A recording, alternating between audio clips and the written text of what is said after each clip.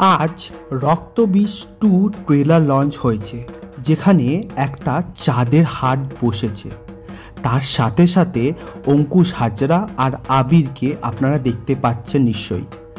আচ্ছা, এই বছর রক্তবীজ 2 অঙ্কুশ হাজরা কি ক্যারেক্টার করছে?